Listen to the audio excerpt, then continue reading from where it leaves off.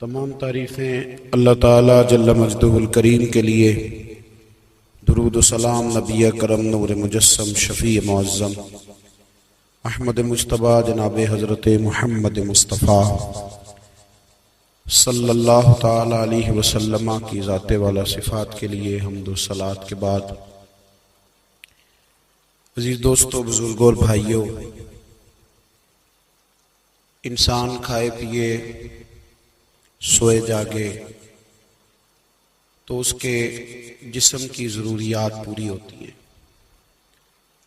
لیکن جب وہ اللہ کا ذکر کرتا ہے، نماز پڑھتا ہے، دعا مانگتا ہے، استغفار پڑھتا ہے، درود و سلام کے گجرے پیش کرتا ہے، تو پھر اس کی روحانی ضروریات پوری ہوتی ہیں۔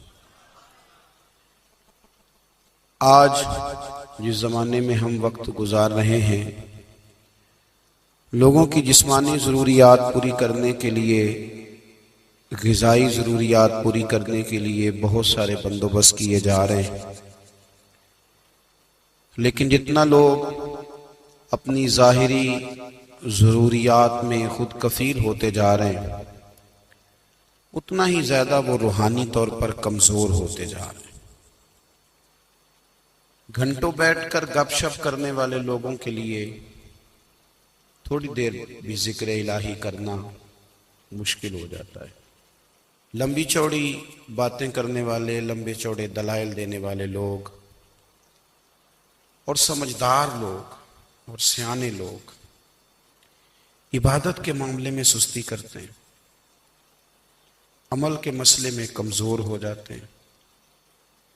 تسبیحات کرنا، وظائف پڑھنا، درود و سلام پڑھنا، کم بولنا، سچی بات کرنا، صبر سے رہنا، شکر کو اپنانا، قناعت اختیار کرنا، حسد، بغض، عداوت سے بچنا، یہ لوگوں کے لیے مشکل ہو جاتا ہے۔ پھر اس کا نقصان یہ ہے کہ معاشرہ ایک عجیب سی بے سکونی اور بے قراری کا شکار ہے۔ جیب میں بہت زیادہ پیسے رکھنے والا، خوش شکل نظر آنے والا، پیٹ بھر کے روٹی کھانے والا شخص بھی ڈھونڈتا پھرتا ہے کہ آخر میں پریشان ہوں کیوں۔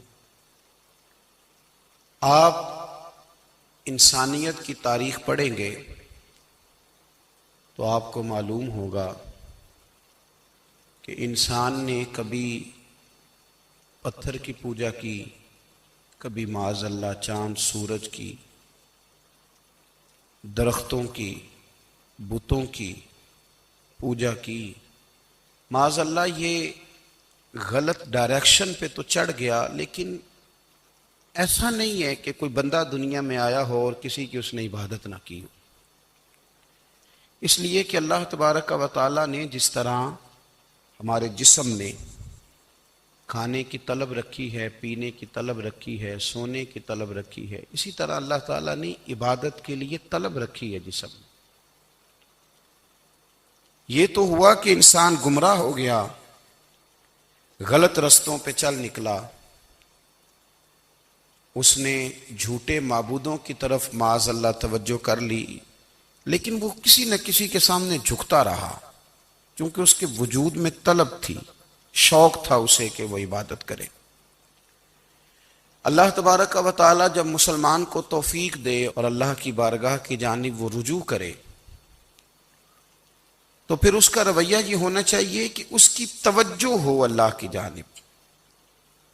ہمارے ہاں تسبیحات پڑھ لی جاتی ہیں اگر کبھی موقع ملے، لیکن وہ خاص انہماک، وہ خاص شوق، وہ خاص ذوق اللہ تبارک و تعالیٰ کی عبادت کا، ایک ہوتا ہے نماز پڑھنا، ایک ہوتا ہے اہتمام کے ساتھ نماز پڑھنا، یعنی ذرا وقت پہ اٹھنا، ذرا صحیح کر کے وضو کرنا، ذرا شوق سے مصلی بچھانا۔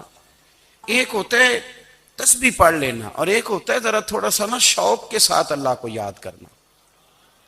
آپ کبھی جو میں نے آیہ کریمہ پڑھی، اس کی آپ شان نزول دیکھیں۔ نبی کریم صلی اللہ تعالی علیہ وسلم کے کچھ صحابہ اللہ کی محبت کے شوق میں حضور کی بارگاہ میں حاضر ہوئے، اور انہوں نے آ کے عرض پتہ کیا کیا؟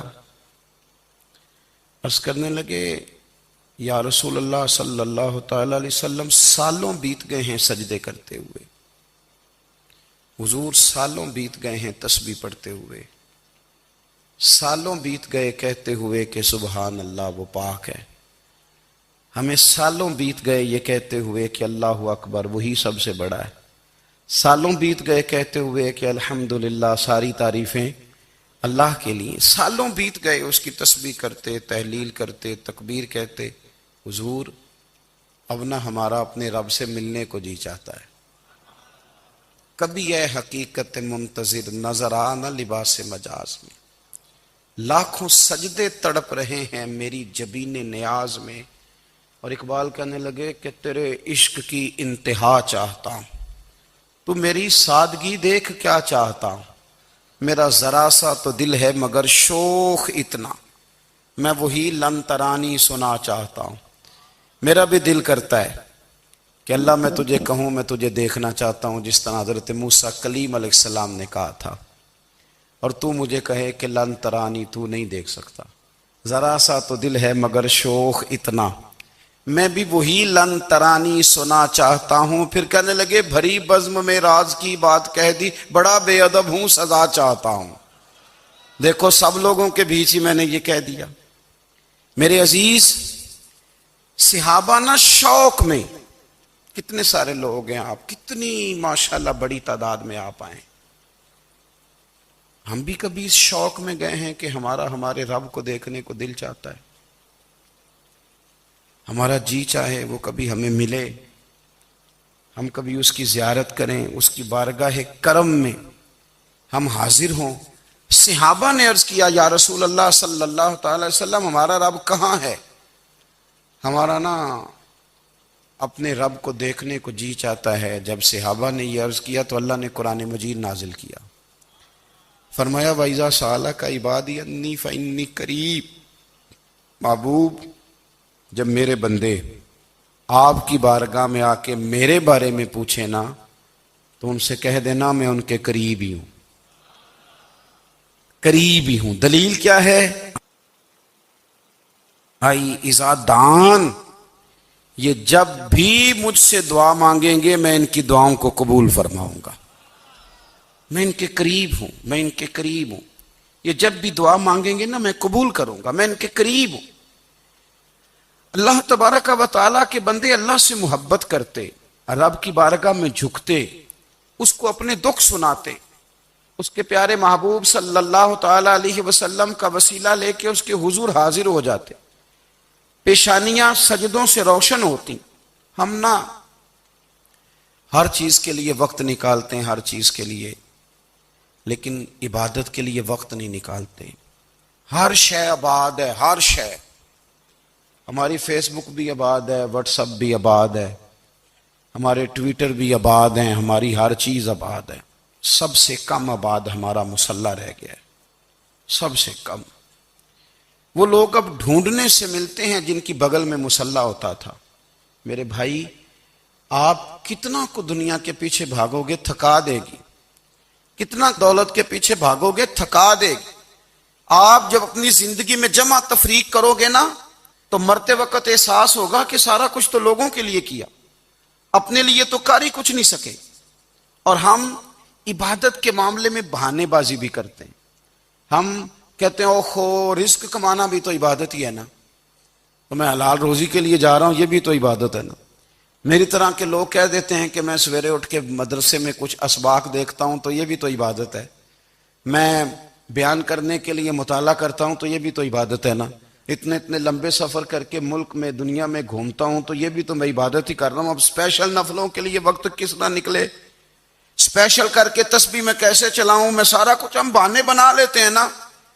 میرا سوال یہ ہے کہ یہ ساری باتیں صحابہ کو، نبی کریم کو، دیگر لوگوں کو بھی تو پتہ تھی نا، لیکن آپ غور تو کریں 23 سال حضور کو وقت ملا، مختصر وقت ظاہراً تبلیغ کرنے کے لیے، پوری دنیا میں دین بھی پھیلانا ہے۔ گھر میں 11 ازواج ہیں، 4 بیٹیاں ہیں، ان کی اولادیں، سارے کام کاج بھی دیکھنے، لیکن سیدہ طیبہ طاہرہ حضرت عائشہ صدیقہ رضی اللہ تعالیٰ عنہ فرماتی ہیں سارا دن تبلیغ کرتے، ہر غلام کے دکھ سنتے، گھر میں آتے تو اپنے گھر والوں کا خیال کرتے، کام میں ہمارا ہاتھ بٹاتے۔ قربان جاؤں، کہتی ہیں زمانہ سارا سو جاتا لیکن آمنہ کے لال مصلی بچھا لیتے۔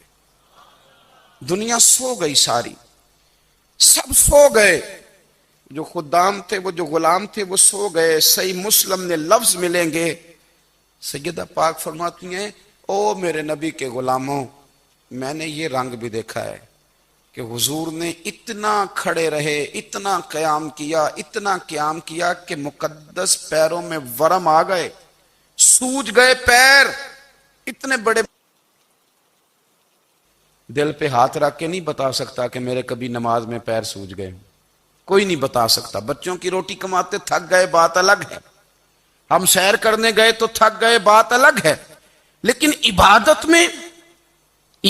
میں یہ بھی تو مسلم شریف ہے نا، یہ بھی تو دین ہے نا، یہ بھی تو حضور کی سنت ہے، یہ بھی تو وہ چیز ہے جو کریم کی آنکھوں کی ٹھنڈک ہے۔ سیدہ فرماتی ہیں پیروں میں ورم آ گئے، اور ساری رات ہی حضور نے نماز پڑھی اور ایک ہی آیت بار بار دہرائی۔ مسجد نبوی میں بلال حبشی نے فجر کی اذان دے دی اور حضور ابھی مصلی پہ تھے، کریم فارغ ہوئے۔ میں نے عرض کی یا رسول اللہ صلی اللہ علیہ وسلم، آپ کے تو صدقے اللہ اگلے پچھلوں کے گناہ معاف کرے گا، تو آپ اتنی آہوزاری کیوں فرماتے ہیں؟ آپ تو شفیع ہیں، آپ تو انبیاء کے امام ہیں۔ تو حضور نے فرمایا عائشہ تم نے گنوایا ہے نا میرے اللہ کی مجھ پر کتنی رحمت ہے، افلا اکون عبدا شکورا، فرمایا اگر اس نے اتنی نعمتیں دی ہیں تو کیا میں اس کا شکر گزار بندہ نہ بنوں؟ میں شکر گزار بندہ نہ بنوں اس کا؟ پھر اگر اتنی نعمتیں اس نے دی ہیں، مجھے اتنا نوازا ہے، تو پھر میں اس کے سامنے سجدے نہ کروں؟ او میرے بھائی، بڑے قابل فخر لوگ ہیں ہم کہ ہم نبی پاک کے غلام ہیں، ہم قابل فخر ہیں کہ نبی کریم کے غلام ہیں۔ کیا کبھی اس غلامی کے شکرانے میں بھی 2 نفل پڑھے کہ یا اللہ تیرا شکر ہے تو نے ہمیں حضور کا غلام بنایا ہے؟ یاد رکھیں کہ اپنی روحانی زندگی کو آباد کریں، استغفار پڑھیں، تسبیحات کریں۔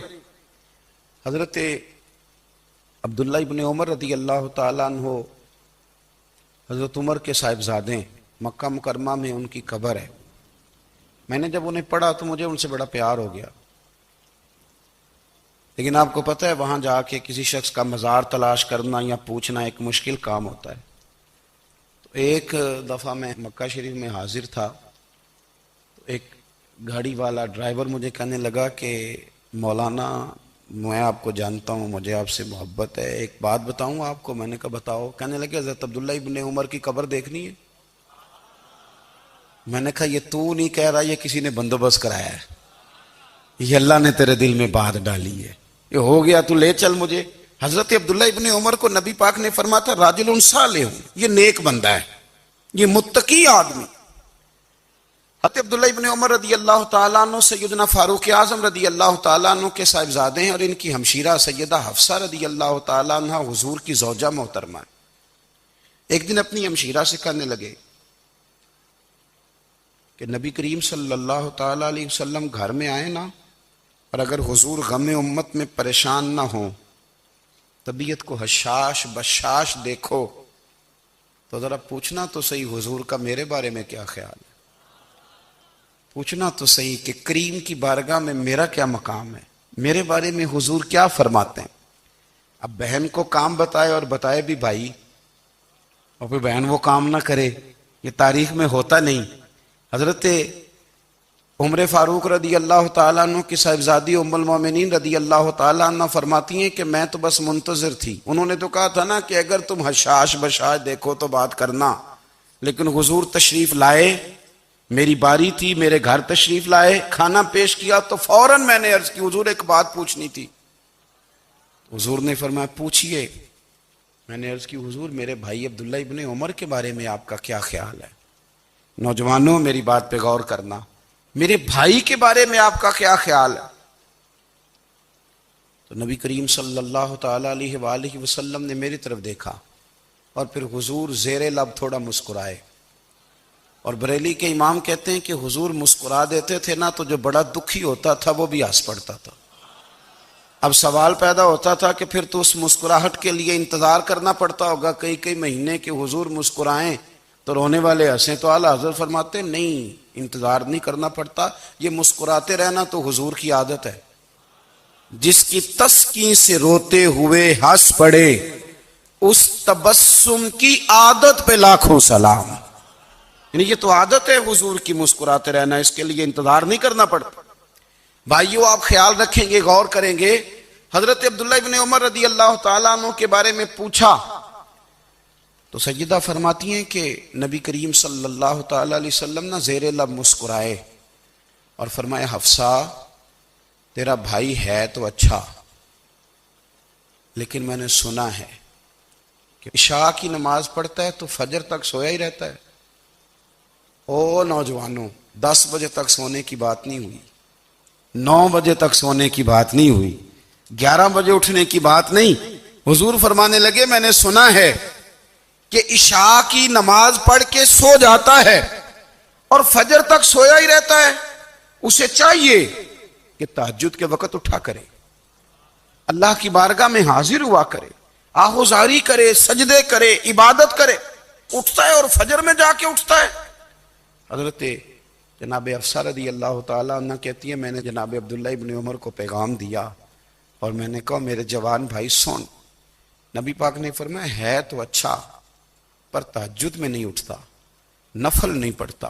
او میری ملت کے جوانوں، مزہ نہیں آ جاتا جب ساری دنیا سوئی ہو، ساری دنیا، اور بستر بھی گرم ہو اور نیند بھی پورا غلبہ کر رہی ہو، اور اچانک گھنٹی بجے دماغ میں، آنکھ کھلے، گھڑی پہ نظر پڑے، 3:30 4 بجے کا پیغام گھڑی بتائے، اور کوئی چڑھتی جوانی والا اٹھ کے وضو کرے، اور جب وہ مصلی کھول کے بچھائے تو مدینے والے محبوب کہتے ہیں کہ ہر نماز پہ رب ثواب دیتا ہے، اور جو اٹھ کے تہجد کی نماز پڑھے اسے دیکھ کے تو رب مسکراتا ہے، جو اس کی شان کے لائق ہے، جو اس کی شان کے لائق، وہ مسکراتا ہے، خوش ہوتا ہے کہ میرا بندہ تہجد میں اٹھ گیا، وہ مسکراتا ہے۔